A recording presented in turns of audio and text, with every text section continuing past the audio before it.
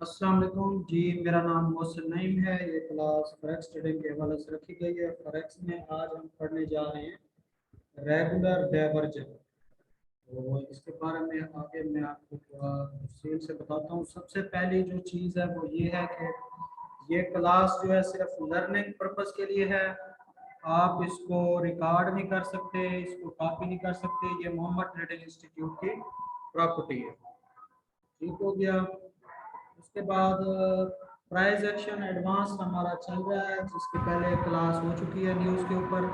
तो आज जो है क्लास होने जा रही है रेगुलर डाइवर्जन पे।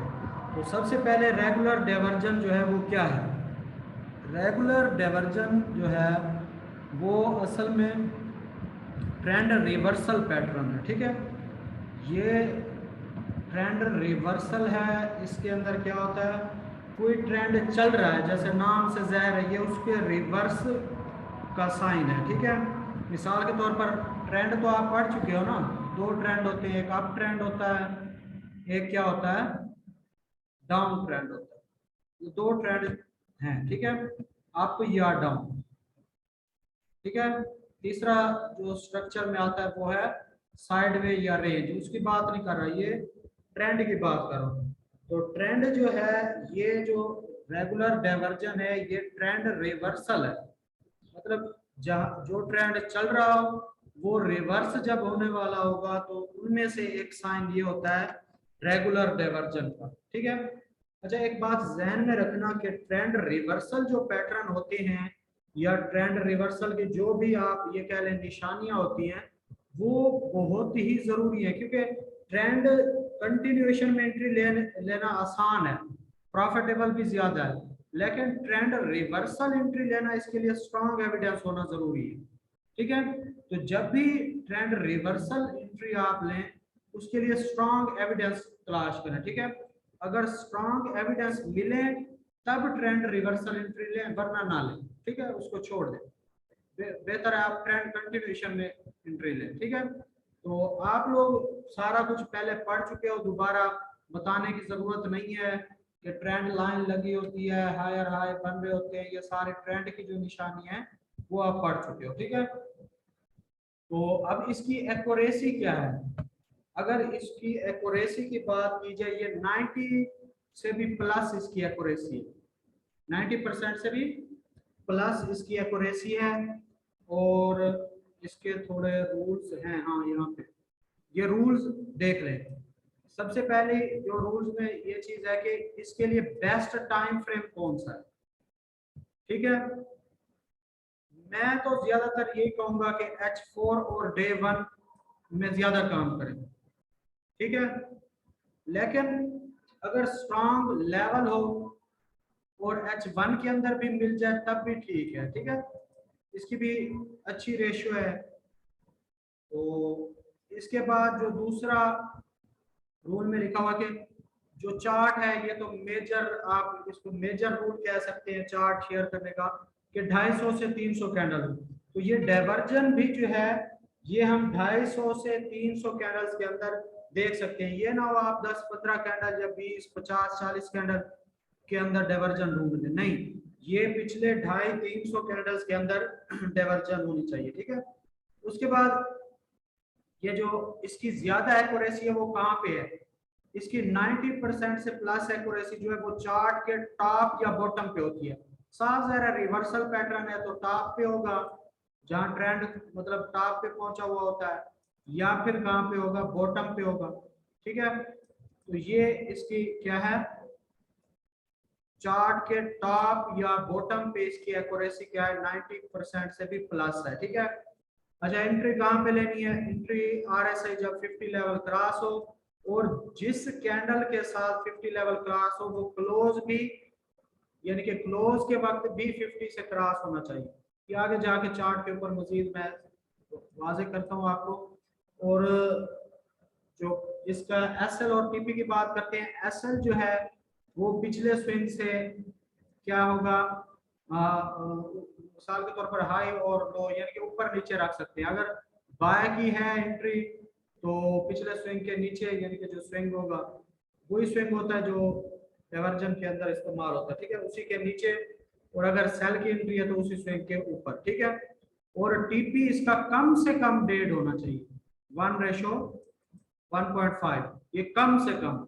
ज्यादा से ज्यादा 4 तक भी आप ले सकते हैं, ठीक है। तो 1:2 लेना चाहे आपकी मर्जी है। तो एक दफा दोबारा मैं दोहरा देता हूँ, आप लोग इसको लिखना चाहे लिख लें, नोट करना चाहे कर लें। इसको किस टाइम फ्रेम में यूज करना है, H1 H4 डे 1, कैंडल्स आपकी 250 से 300 होनी चाहिए।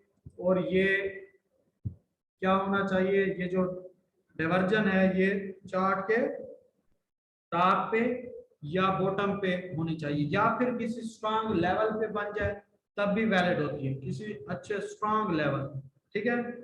तो वहां पे भी वैलिड होती है। स्ट्रांग लेवल आप समझते हो, पढ़ चुके हो स्ट्रांग लेवल कौन सा होता है। उसके बाद एंट्री की बात करें तो वो जो कैंडल मिसाल के तौर पर RSI वहां से 50 क्रॉस हो रहा हो, और वही कैंडल जिस पे RSI 50 क्रॉस हुआ है वो क्लोज भी जब दे तब भी RSI 50 से क्रॉस होना चाहिए, उसके ऊपर एंट्री ले लेंगे। उसके बाद एक और बात यहाँ मैं बता दूं कि time frame should be same. ये ना हो कि आप H4 के अंदर RSI 50 क्रॉस कर रहा हो, डाइवर्जन डे 1 में बनी हुई हो, नहीं।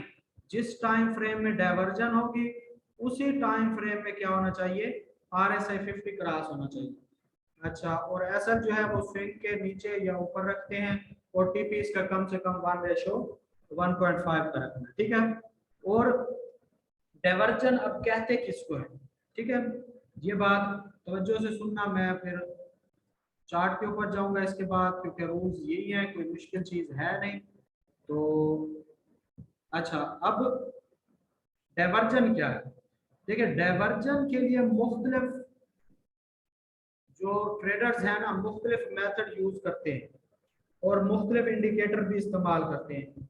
MACD एक इंडिकेटर है, वो इस्तेमाल होता है, कोई मूविंग एवरेज को इस्तेमाल करता है, और हम जो है वो किसको इस्तेमाल करते हैं, RSI को।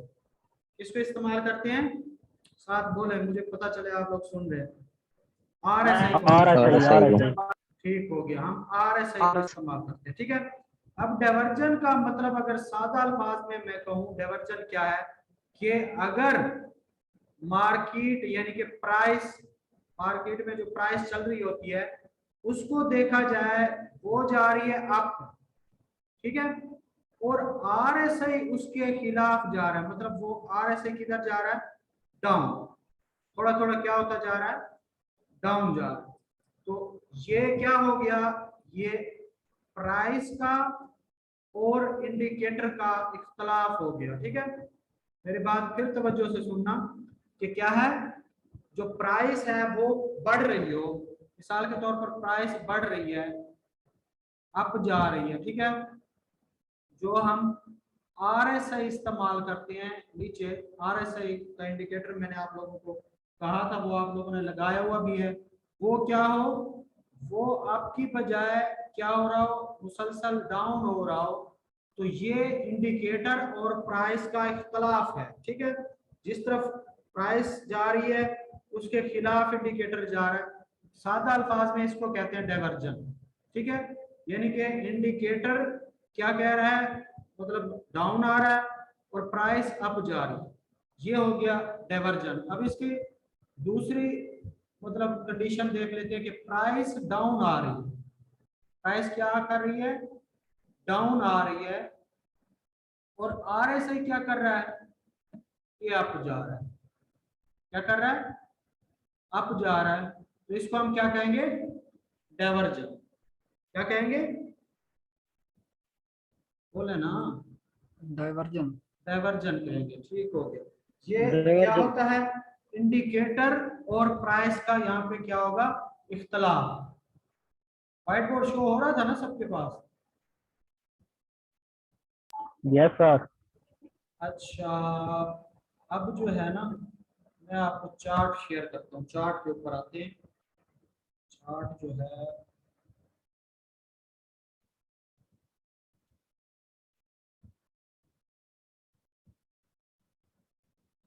चार्ट शो हो गया सबके पास। जी सर, शो हो गया। अच्छा, कोई इसके अंदर पेयर आप लोग बता दें, उसको ओपन कर देते हैं जिसका आप कहते हैं। चले इसी को पहले देख लेते हैं, AUD और JPY। अच्छा, आप देखना एंट्री कैसे लेनी है, सारा जो है मैं आपको तरीका बता रहा हूँ, मुकम्मल आप क्या करते जाना, साथ नोट करें, चाहे जैसे आपके लिए आसान हो। सारा सही मैं थोड़ा बड़ा कर देता हूँ ताकि आप लोगों को बात से, ठीक है। अब क्या करना है, डाइवर्जन प्राइस की कैंडल्स को देख के नहीं देखनी, ठीक है, आपने स्विंग्स को देखना है। किस चीज को देखना है, स्विंग्स को देखना है। अब मैं यहाँ पे ट्रेंड लाइन के जरिए आपको समझाता हूँ, अब तवज्जो रखना क्योंकि वो थ्योरी थी, अब जो है आपके सामने प्रैक्टिकल है। अब देखें, ये स्विंग है, ठीक है ना स्विंग, इसके ऊपर मार्केट भी डाउन जा रही है, RSI भी क्या हो रहा है, डाउन हो रहा है, ये डाइवर्जन है।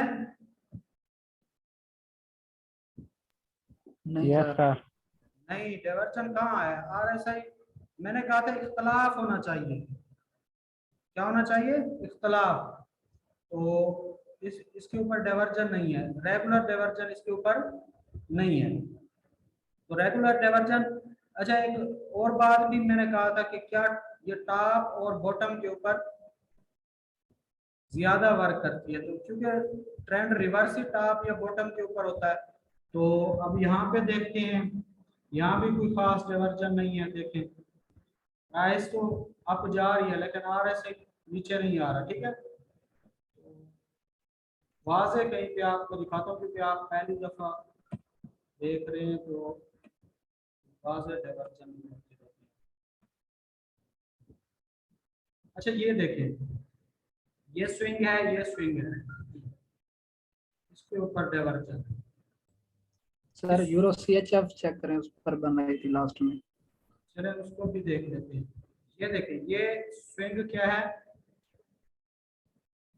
प्राइस के ऊपर आ गया, प्राइस किधर जा रही है, डाउन, और उसी के बिल्कुल बराबर स्विंग्स को देखना है। ये ना हो कि वो प्राइस ऊपर किसी और जगह पे स्विंग मार कर लो और नीचे और जगह पे। ये देखें, तो ये डाइवर्जन है। पहले रूल्स कंप्लीट कर लें ताकि फिर ये ढूंढने में बिल्कुल आसान ही होगी, आप टेंशन ना लें, क्योंकि ये टॉप बॉटम पे होती है, वाज़ेह नजर आती है। देखिए प्राइस नीचे गिरी है, ऐसे है ना, नजर आ रही है सबको, और जी सर। RSI जो है वो अप गया है, पिछले स्विंग से RSI का अगला स्विंग अप है, लेकिन अगर क्या किया जाए, प्राइस को देखा जाए तो पिछले स्विंग से नेक्स्ट जो स्विंग है वो डाउन है। अब एंट्री कहां पे मैंने कहा था, जब 50 क्रॉस हो, देखें 50 क्रॉस हो, ये RSI का सेंटर वाली लाइन नजर आ रही है सबको, ये 50 की लाइन है, ठीक है। अब 50 क्रॉस किस किस कैंडल पे हो रहा है, ये देखिए नजर आ रही है ऊपर, या फिर मैं मार्क करके दिखाऊं, जिस कैंडल पे ये RSI 50 क्रॉस होगा उसी कैंडल पे हमने एंट्री ले लेनी है, ठीक है। अब यहाँ पे कौन सी एंट्री लेंगे, बाय की या सेल की, न्यू मेंबर आप बताओ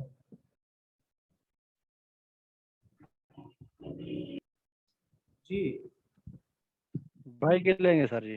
बाय की एंट्री लेंगे, क्यों, क्योंकि ये ट्रेंड रिवर्सल है, ट्रेंड तो डाउन का आ रहा था ना, अब हमने रिवर्स की एंट्री लेनी है, तो ट्रेंड रिवर्सल का मतलब यही है ना। अब इस कैंडल के ऊपर आपकी क्या है, एंट्री बन गई है, ठीक है। ये जो ग्रीन छोटी कैंडल बनी हुई है इसके अंदर, ठीक है, इसके ऊपर आपकी एंट्री लॉन्ग पोजीशन SL, जो ये स्विंग है इसके नीचे, ये स्विंग है, ठीक है, ये इसके नीचे आ जाएगा, और इसका रिस्क रिवार्ड रेशो 1 रेशो कम से कम 1.5 का रखते हैं, 1 रेशो, बल्कि ये वैसे चेक करने के लिए देख लेते हैं कहाँ तक गई है, ये देखिए 1 रेशो 2.81, मिसाल के तौर पर 3 के करीब करीब गई है। तो अगर देखें अगला लेवल आप देखते तो बाकी लेवल भी यही था, इसी लेवल तक आई है, ठीक है। अब इसने वर्क किया है आपके सामने, 50 क्रॉस पे आपने एंट्री ली, यस सर। उसके बाद क्या हुआ, सुकून से, कोई इसमें इजाफी चीज नहीं है, मैं आपको जूम करके दिखा देता हूँ, ये देखें ये कैंडल जो ब्रेक कैंडल बनी थी इसी के ऊपर 50 क्रॉस हुआ है, उसके बराबर मैंने ये सेंटर वाली लाइन रखी और आर ये एसएल को इस पिछले स्विंग से नीचे रख दिया। अगर 50 क्रॉस ना होती तब हम एंट्री ना लेते, बेशक वो ये स्विंग मतलब डाइवर्जन भी बनी हो, क्योंकि कभी कभी ना तीसरा स्विंग बनाने चली जाती है। अच्छा ये बात नोट करना, मैं बताने तो जा रहा हूँ कि अगर ये एक स्विंग बने, ठीक है, अगर एक स्विंग बना है उसके बाद मार्केट ये 50 क्रॉस नहीं करती, एक और स्विंग बना देती है, ठीक है, तब हम ये वाली डाइवर्जन इनवैलिड कर देंगे, ये वैलिड नहीं होगी। हाँ अगर अगले स्विंग पे फिर डाइवर्जन बन जाए तो फिर हम 50 क्रॉस पे एंट्री लेंगे, ठीक है। जब नया स्विंग बन जाए तो पिछले स्विंग वाली जो डाइवर्जन बनी थी वो वैलिड नहीं होगी, ठीक है, वो फेल हो जाएगी, वो सेटअप हमारा फेल हो जाएगा। तो बिल्कुल सिंपल से रूल है, क्या हो, टॉप पे बने बॉटम पे बने 250-300 कैंडल्स के अंदर। अब देखें 250-300 में ये अगर देखा जाए ये बॉटम है, देखें वाजे नजर आ रहा है, पीछे हिस्ट्री में आप देख लें यही बॉटम है ना 250-300 में, तो इसके ऊपर डाइवर्जन बनी है 50 क्रॉस हुई, आपने एंट्री ले ली, सिंपल सा काम है। अब अगर ये स्विंग क्या होता है, मिसाल के तौर पर ये स्विंग बना, अगर यहाँ पे 50 क्रॉस ना होती, मार्केट फिर नीचे आ जाती, तो ये स्विंग जो डाइवर्जन था पिछले स्विंग के ऊपर जो डाइवर्जन थी वो फेल हो जाती, फिर हम अगले स्विंग के ऊपर देखते, उसके ऊपर डाइवर्जन बनती तो एंट्री ले लेते, वरना ये सेटअप हमारा किसी काम का ना होता, ठीक है। तो यहाँ तक किसी को कोई इश्यू है तो बताएं जी। मोमेंटम को नहीं लेंगे। वॉइस वॉइस ब्रेक हो रही है, दोबारा पूछें। मैंने यहाँ पर मोमेंटम को देखकर एंट्री लेनी है सर। नहीं नहीं, सिर्फ 50 क्रॉस को देखना है आपने, मोमेंटम को नहीं देखना। देखिए ये मोमेंटम तो नहीं है जिस पे मैंने एंट्री ली है, आरएसआई 50 क्रॉस जिस कैंडल पे भी हो जाए, वो कैंडल जब क्लोज दे आरएसआई 50 से ऊपर होना चाहिए, उसके ऊपर आप एंट्री ले लो, ठीक है। ठीक हो सर इसका एसएल तो बहुत ज्यादा नहीं है जो लगाया है। देखिए डाइवर्जन जो रेगुलर डाइवर्जन उसी के हिसाब से फिर टीपी भी तो है ना, आप छोटा मतलब लाट छोटी इस्तेमाल करें, रिस्क रिवार्ड रेशो तो आपने अपने हिसाब से रखना है। अगर आप 100 पिप वाली एक एंट्री लेते हैं 0.02 के साथ, तो ये 0.01 से ले लें, ठीक है, क्योंकि रूल्स है इसके अपने नंबर आप। ले गया मैं नंबर ले गया। किसकी आवाज आ रही है, माइक नंबर ऑफ पूछ कर। नंबर ले। अच्छा ये जो है ना रूल्स तो हम नहीं ब्रेक कर सकते, ठीक है। हाँ 1 रेशो जब 1 हो जाए तब आप ब्रेक इवन कर लो, वो आपके ऊपर है, सही है, लेकिन रूल्स यही हैं। अगर आपके मिसाल के तौर पर आपको लग रहा है एसएल बड़ा है तो आप उस एंट्री को छोड़ दें। H4 और डे 1 में इतना ही एसएल बनता है, 100 के करीब 120 80 90 इससे ऊपर ही बनता है, ठीक है। उसके बाद H1 में अगर कोई डाइवर्जन आप स्ट्रांग लेवल पे पकड़ेंगे तो उस पे एसएल छोटा हो। अच्छा कोई और ढूंढते हैं जी। ये देखिए इसमें प्राइस भी आपको जा रही है, आरएसए भी आपका, इसको छोड़ कौन सी कैंडल्स पे कौन कह रहा था, वो कौन से पेयर पे, यूरो CHF पे सर। CHF पे।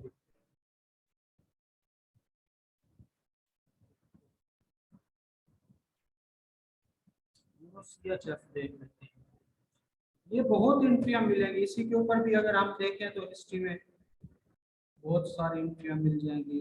चलो यूरो यूएसडी को देखते हैं, ये आ गया USD।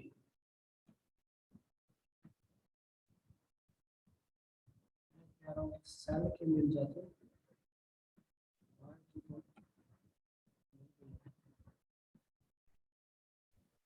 सर सेल की यूरो 8 पे बनने जा रही है।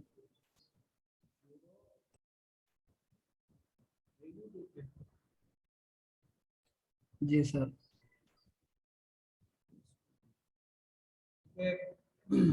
बाय की तो देख लीजिए, सेल की मिल जाए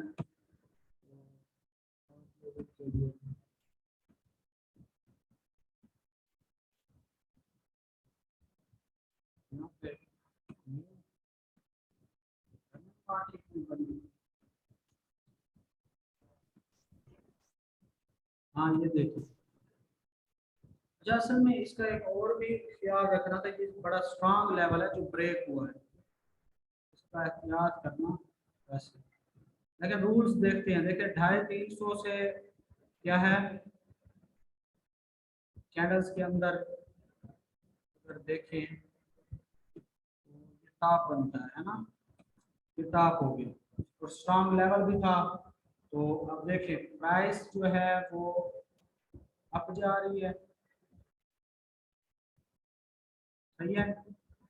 और RSI जो है वो क्या हो रहा है, पिछले स्विंग से स्विंग है, देखिए पिछले स्विंग से डाउन है, चाहे मामूली भी हो। आप ये देखिए कर्सर से आपको वाज़ेह नजर आ रहा है डाउन है ना, इससे तो मैं इसको लगा दूंगा, ये देखो। अच्छा अब एंट्री कहाँ पे लेनी है, देखें जहाँ पे 50 क्रॉस हुआ है, या भी क्रॉस हुआ है, ठीक है, रनिंग होती तो इस पे एंट्री आप ले सकते थे। अच्छा इसके ऊपर 50 क्रॉस हुआ है और इसी कैंडल के ऊपर आप सेल की एंट्री ले लें, 1:2 इसका रख दें, ठीक है। समझ आ गई सबको रूल्स की, किसी का कोई यहाँ पे इशू है?